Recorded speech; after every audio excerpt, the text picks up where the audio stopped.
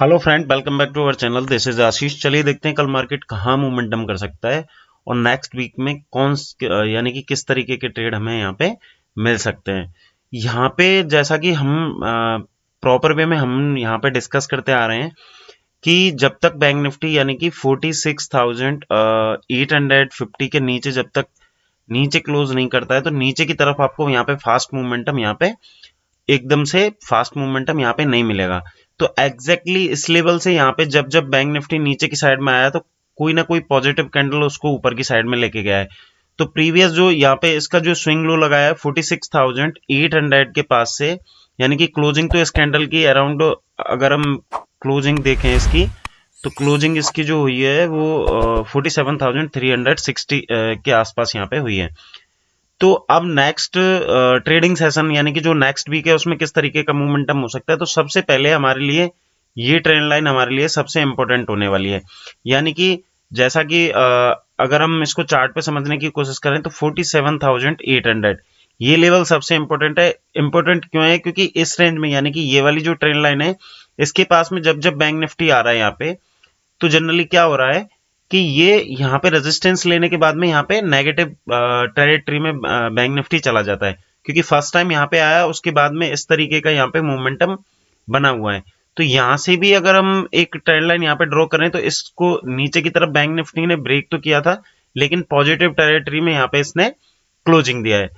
अब हमारे लिए इंपॉर्टेंट चीज क्या है कि ये वाली जो ट्रेंड लाइन हमारे लिए आ रही है, ठीक है ना, इसका जो लेवल निकल के आता है 47,850 या 800 आप बरबली लेके चल सकते हैं। अगर इसके ऊपर बैंक निफ्टी कंटिन्यू चल पड़ता है और 48,200 के ऊपर अगर ये कल के सेशन में यानी कि मंडे के सेशन में अगर क्लोजिंग कर देता है तो जो नेक्स्ट इसका जो टारगेट होगा वो 49,300 के आसपास का यहाँ पे निकल के आएगा। क्योंकि जैसे ही ये 48,200 के ऊपर क्लोजिंग करेगा तो यहाँ पे और भी बायर्स यहाँ पे ऐड हो जाएंगे। अब इसका हम रीजन यहाँ पे समझने की कोशिश करें तो यहाँ से क्या आ रहा है, सेल अप आ रहा है बाजार में। बैंक निफ्टी यहाँ पे सेल साइड में गया, यहाँ से बायर्स ने क्या किया, एंट्री मारी और एंट्री मारने के बाद में ऑलमोस्ट 700 पॉइंट ऊपर यहाँ पे बैंक निफ्टी को इन्होंने क्लोज कराया है।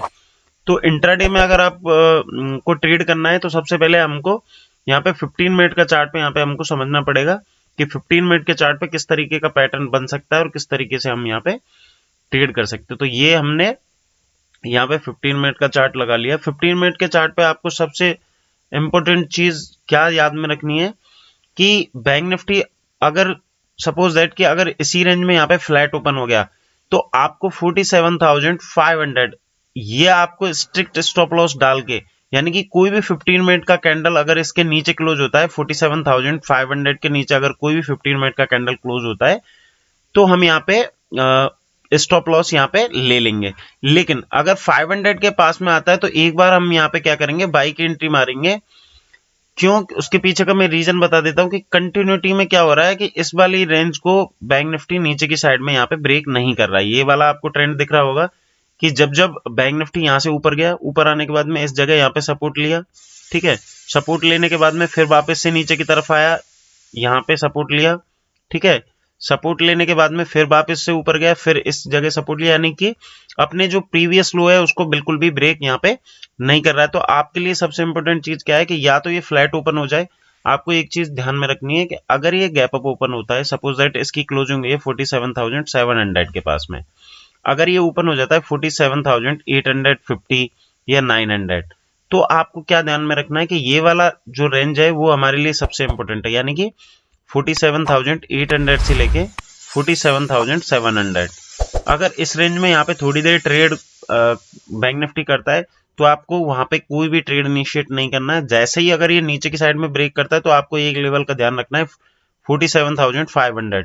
उसका मैं बार बार क्यों बोल रहा हूँ कि यहाँ से जितने भी बायर्स इसको लेके गए हैं तो यहाँ पे अगर कोई भी नया बंदा आएगा तो फ्रेश एंट्री में यहाँ पे डरेगा। तो अगर हल्का सा अगर हमको करेक्शन यहाँ पे मिल जाता है फिर तो 47,500 एक बहुत अच्छी जगह होगी बाइंग की अपॉर्चुनिटी देखने के लिए।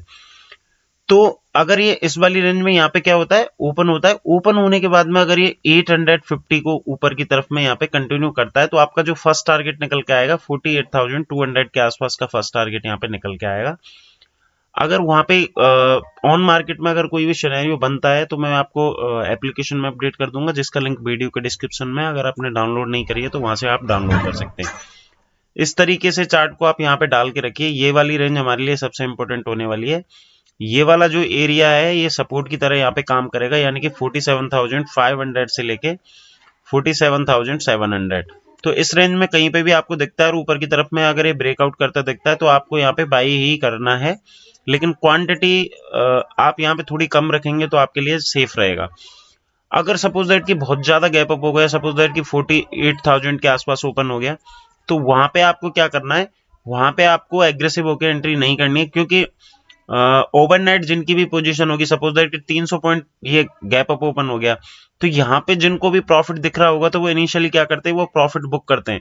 क्योंकि जनरली क्या होता है, रिटेल ट्रेडर यहाँ पे प्रॉफिट बुक करता है, तो एक सेल अप यहाँ पे बैंक निफ्टी में आएगा, तो आपको जो फ्रेश एंट्री है वो इस वाले एरिया के आसपास ही करनी है। बाकी का अगर कोई नेगेटिव सिचुएशन बनेगा तो वो मैं आपको टेलीग्राम चैनल में अपडेट कर दूंगा, जिसका लिंक वीडियो के डिस्क्रिप्शन में।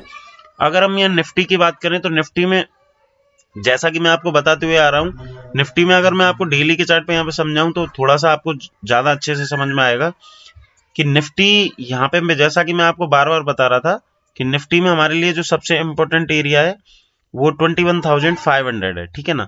उसके पीछे का मैं आपको रीजन बताता हूँ, यहाँ पे आपको प्रॉपर समझ में आने लगेगा। इस वाले एरिया के नीचे बैंक निफ्टी ने 21,500 के नीचे एक भी दिन यहाँ पे क्लोज नहीं किया है।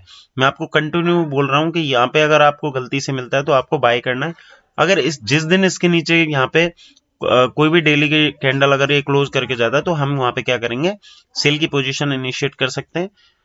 अब यहाँ पे हमारे लिए सबसे इंपॉर्टेंट रेंज ये वाली आपको दिख रहा है, ये कितने पॉइंट का यहाँ पे है, उसका जस्ट डबल यहाँ पे एक टारगेट हमें देखने के लिए मिल सकता है। यानी कि अगर कल की डेट में निफ्टी अगर बहुत ज्यादा गैप अप ओपन हो जाता है तो आपको वहां पे ध्यान में रखना है कि कोई भी अगर आपको नेगेटिव कैंडल दिखती है तो वहां पे छोटी मोटी क्वांटिटी से आप वहां पे सेल का पोजीशन बना सकते हैं। लेकिन अगर ये फ्लैट ही ओपन हो जाता है, फ्लैट ओपन होके अगर गलती से भी 21,750 या 700 के पास में आता है, क्योंकि अब जो आपका यहाँ से ब्रेकआउट हुआ है तो आपका जो सपोर्ट बनेगा वो 21,700 से लेके 21,750 ये वाला इंपॉर्टेंट सपोर्ट है। तो आपको ध्यान में ये रखना है कि बहुत ज्यादा गैप अप ओपन हो रहा है तो आपको वेट एंड वॉच करना है। मैं आपको एप्लीकेशन में अपडेट करूंगा, लेकिन अगर इस वाली रेंज में कहीं पे भी बाजार दिख जाता है तो आप यहाँ पे बाई की पोजीशन यहाँ पे बना सकते हैं। तो ये चीज आपको ध्यान में रखनी है। आज के लिए इतना ही। Thank you.